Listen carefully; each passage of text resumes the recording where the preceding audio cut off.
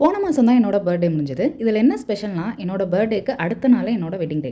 Marriage அப்போ நினச்சேன், birthday wedding day எல்லாம் ஒன்றா வருது, வருஷம் லீவ் போட்டு எங்கேயாவது டூர்லாம் போகலாம் அப்படின்னு. என்னோட பர்த்டேவும் ஃபஸ்ட் இயர் வெட்டிங் அனிவர்சரியும் வந்தது. ஒரு மாதத்துக்கு முன்னாடியே சாரி வேணுமா, சுடி வேணுமா, இங்கே போகலாமா, அங்கே போகலாமான்னு நிறைய பிளான்லாம் போட போகிறாங்க அப்படின்னு நான் ரொம்ப எக்ஸ்பெக்ட் பண்ணிட்டு இருந்தேன். ஆனால் ஒரு துரும்பு கூட அசையலை.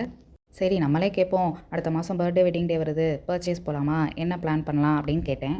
நான் ஏதோ பர்ச்சேஸு பிளானுன்றதெல்லாம் வந்து ரொம்ப பெருசாலாம் இல்லைங்க. ஏதோ ஒரு நமக்கு பிடிச்ச மாதிரி ட்ரெஸ்ஸு, ஆக்சஸரீஸ், இல்லை பக்கத்தில் ஹோட்டல், இவ்வளவு தான். ரொம்ப பெரிய எக்ஸ்பெக்டேஷன்ஸ்லாம் எனக்கு இருந்ததில்ல.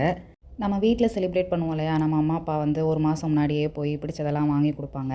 பர்த்டே அன்னைக்கு ஏதாவது சின்ன சின்ன சர்ப்ரைசஸ் கொடுப்பாங்க, அந்த மாதிரி தான். ஸோ நான் போய் கேட்கல, அவங்க சொன்னாங்க அவங்களுக்கு அந்த மாதிரி பழக்கம்லாம் இல்லை, அவங்களே அவங்க பர்த்டேக்கு புதுசாக திங்ஸ் வாங்குறது அந்த மாதிரிலாம் செய்கிறது இல்லைன்ற மாதிரி சொன்னாங்க. ஆனால் இப்போ நானாக வந்து போய் இதை எடுத்துகிட்டு வரலாம், அதை வாங்கிட்டு வரலாம் அப்படின்னு சொன்னால் மேபி வருவாங்க.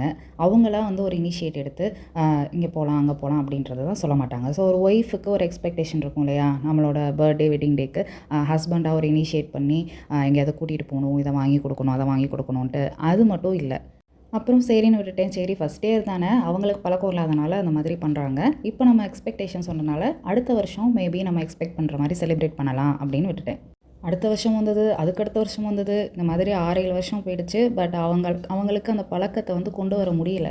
அவங்களா செய்கிறது, ஒரு கேக் வாங்குறது, இல்லை நானாக இங்கே போகணும் அங்கே போகணுன்னா கூட்டிகிட்டு போவாங்க. அதான் சொன்ன மாதிரி அவங்க ஒரு இனிஷியேட் எடுக்க மாட்டாங்க. ஸோ ஒரு 6-7 வருஷத்துக்கு அப்புறம் நானும் கேட்குறத விட்டுட்டேன். ஆனால் எனக்கு ஒரு சின்ன டிசப்பாயின்மெண்ட் இருந்துகிட்டே தான் இருந்தது, ஒரு 10 வருஷம் வரைக்குமே.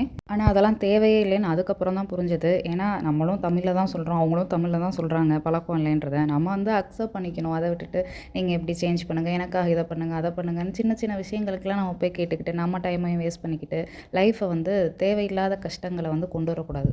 இதில் ஓவராலாக என்னென்னா, ஒரு அக்செப்டன்ஸ் இல்லை. சரி இவங்களுக்கு வந்து இதில் விருப்பம் இல்லை அப்படின்னா அதை விடாமல் நமக்காக ஏன் இவங்க மாற மாட்டாங்க அப்படின்ற எக்ஸ்பெக்டேஷன்ஸ் நமக்கு இருக்கிறது தான் தப்பு. அந்த மெச்சூரிட்டி எனக்கு அப்போது இல்லை.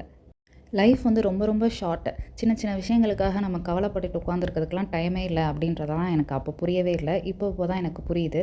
ஸோ இதில் என்ன இருக்குது, அவங்கள வந்து இனிஷியேட் பண்ணல அப்படின்னா நம்ம இனிஷியேட் பண்ணி போகலாம். இந்த மாதிரி சின்ன சின்ன விஷயங்களுக்காக ஏன் நம்மளோட டைமை வேஸ்ட் பண்ணணும்?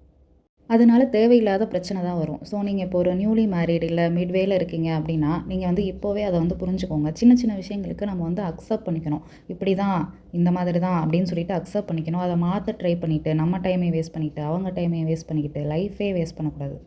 நான் அதெல்லாம் ரொம்ப லேட்டாக தான் புரிஞ்சுக்கிட்டேன். நீங்கள் சீக்கிரமே புரிஞ்சுக்கிட்டு லைஃப்பை ஹாப்பியாக என்ஜாய் பண்ணுங்கள். No expectations, no disappointments. எப்பவும் லைஃப்பில் இருக்க பாசிட்டிவ் சைடை பாருங்கள். Meet you in next video.